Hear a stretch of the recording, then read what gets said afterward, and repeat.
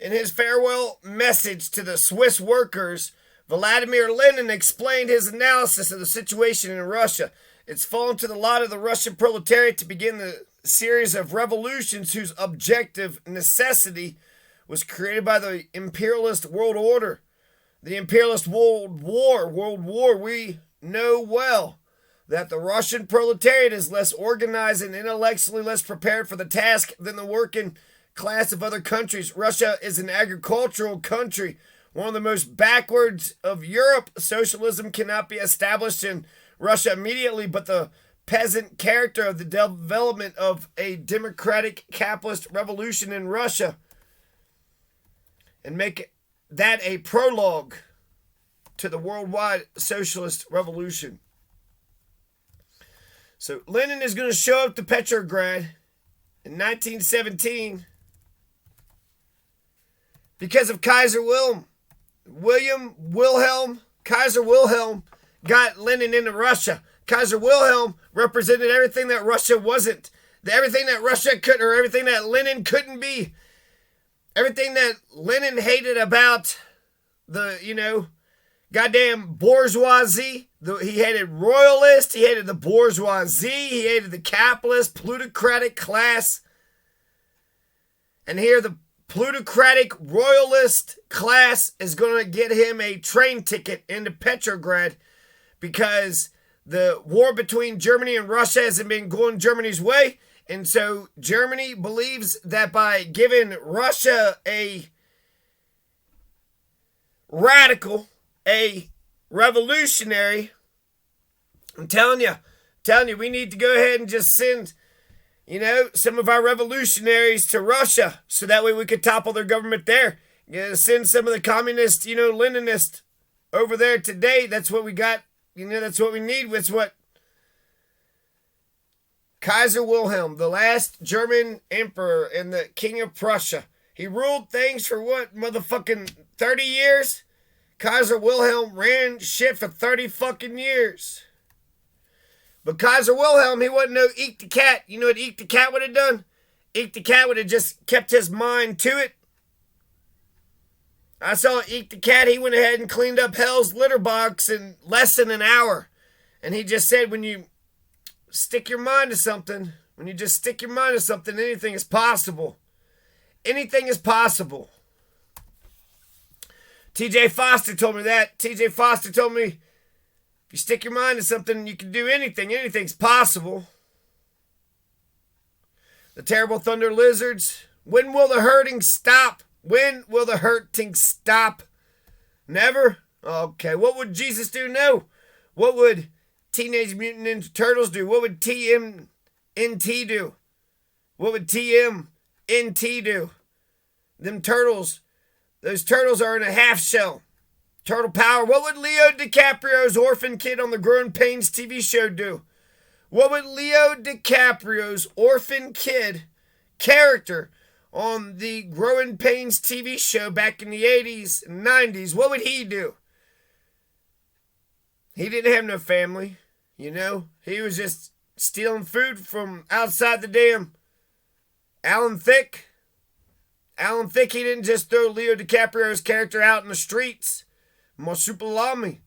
Marsupilami. Marsupilami. Marsupilami. Willie Munzenberg was there to see Lenin off. He later recalled that as the doors closed, Vladimir Lenin, Lenin leaned into Willie Munzenberg. He was like, hey, Willie Munzenberg. And he shook his hand and he said, either we'll be swinging from the gallows in 3 months or we shall be in power. It's kind of like Ben Franklin, right? Surely we must hang together or we'll all hang separately.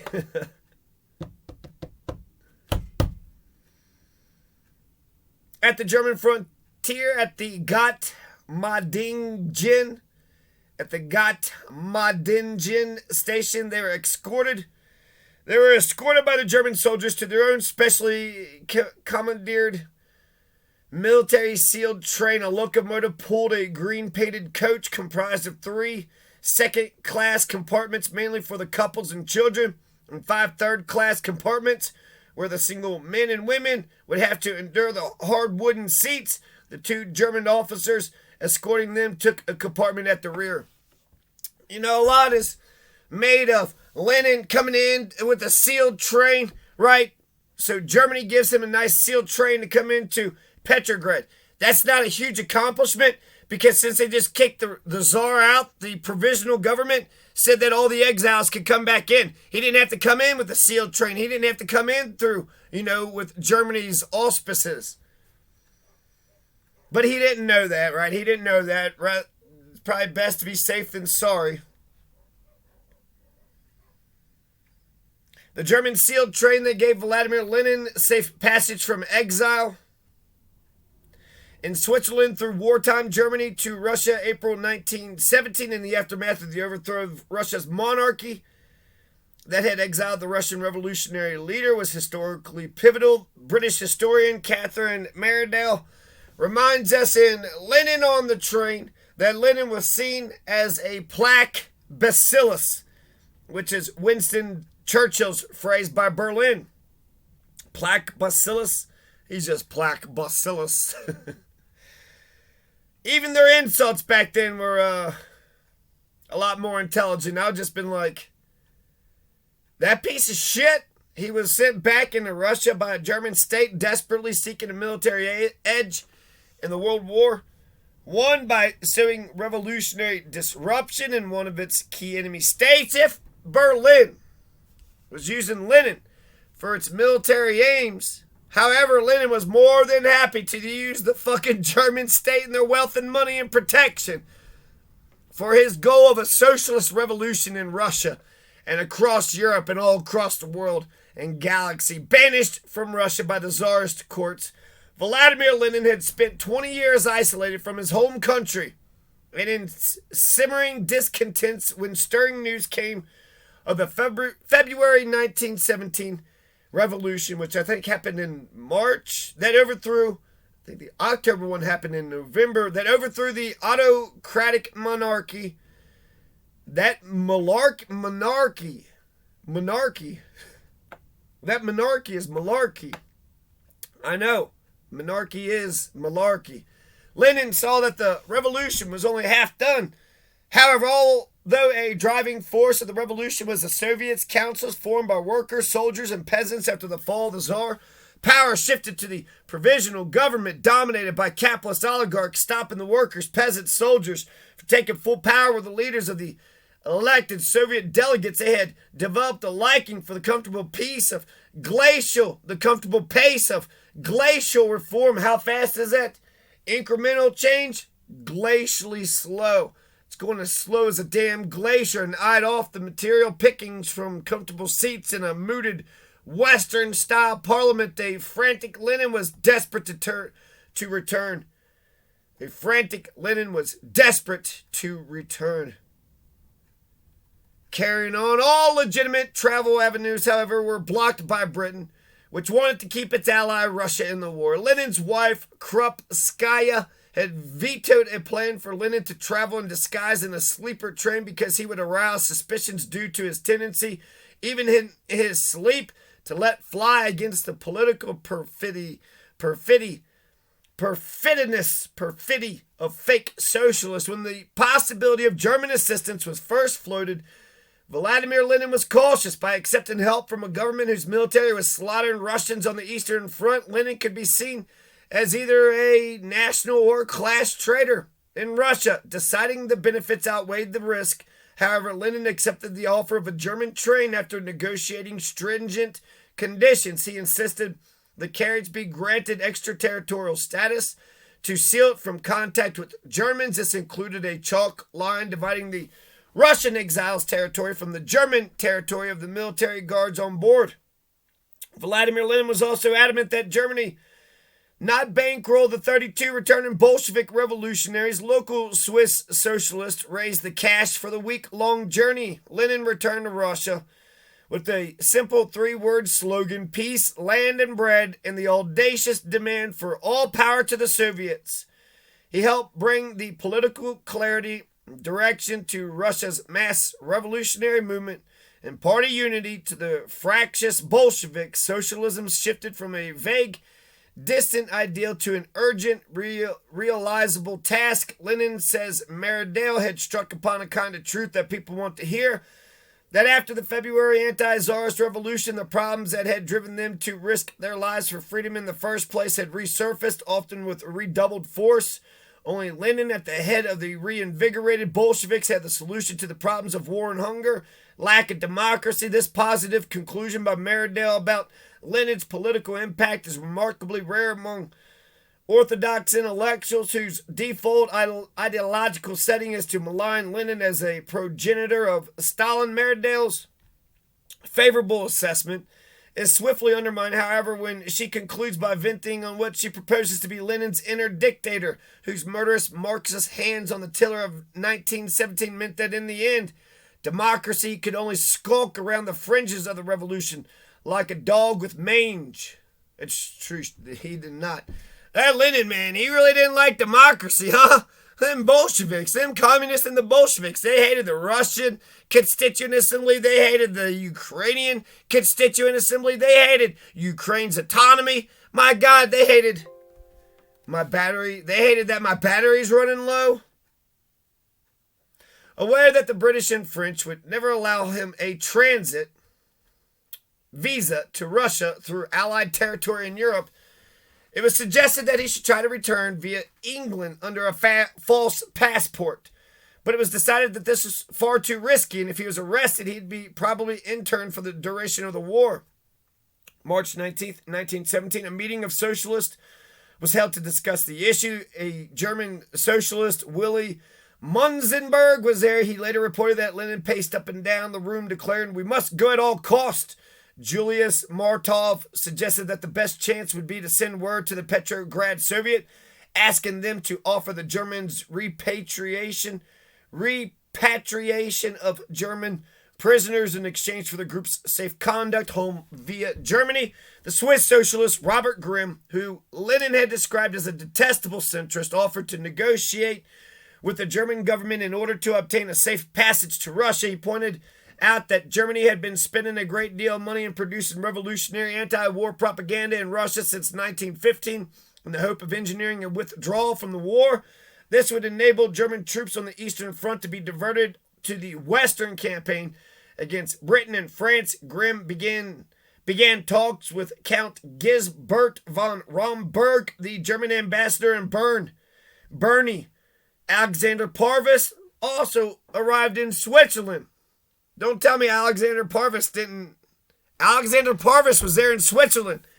Don't try to tell me he wasn't. Don't try to tell me he wasn't. The former German Social Democrat who had originally helped to fund Iskra, the Russian revolutionary newspaper, had now gone over to the German government, operating as an arms contractor, recruiter for the war effort. He had been heavily involved in the German propaganda drive among Tsarist troops to destabilize Nicholas II. Parvis made contact with Richard von Kohlmann, a minister at the German Foreign Office.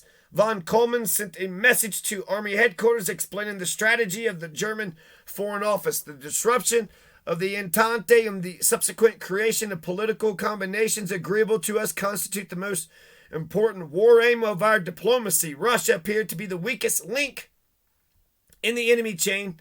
The task, therefore, was gradually to loosen it, and when possible, to remove it. This was the purpose of the subversive activity we caused to be carried out in Russia behind the front. In the first place, promotion of separatist tendencies and support of the Bolsheviks had received a steady flow of funds through various channels and under different labels, that they're in a position to be able to build up their main organ, the Pravda, to conduct energetic propaganda and appreciably to extend the originally narrow basis of their party. Parvis made contact with General Erich Ludendorff, who later admitted his involvement in his autobiography, My War Memories, 1914 and 1918, that he told senior officials, "Our government, in sending Lenin to Russia, took upon itself a tremendous responsibility from a military point of view. His journey was justified, for it was imperative that Russia should fall." General Max Hoffman, chief of the German General Staff on the Eastern Front commented, "We naturally tried by means of propaganda to increase the disintegration that the Russian Revolution had introduced into the army. Some man at home who had connections with the Russian revolutionaries exiled in Switzerland came upon the idea of employing some of them in order to hasten the undermining and poisoning of the morale of the Russian army." Hoffman claims the Reichstag deputy Matthias Erlsberger became involved in the negotiations, and thus it came about that Lenin was conveyed through Germany to Petrograd in the manner that afterwards transpired. In the same way as I send shells into the enemy trenches, as I discharge poison gas at him, I, as an enemy, have the right to employ the expedient of propaganda against his garrisons. Paul Levi, a close associate of Rosa Luxemburg and a member of the German anti-war Spartacus League, handled the Bern-Zurich end of negotiations with Karl Radek. Levi was contacted by the German ambassador in Switzerland and asked, "How can I get in touch with Lenin? I expect final instructions any moment regarding his transportation." Lenin now negotiated the deal with the ambassador that would allow him to travel through Germany. Lenin felt he needed support of the other socialists living in Switzerland for his journey through Germany. Living in Switzerland for his journey through Germany. He sent a telegram to two French anti-war figures living in Switzerland, Romain Roland and Henry Guilbeau,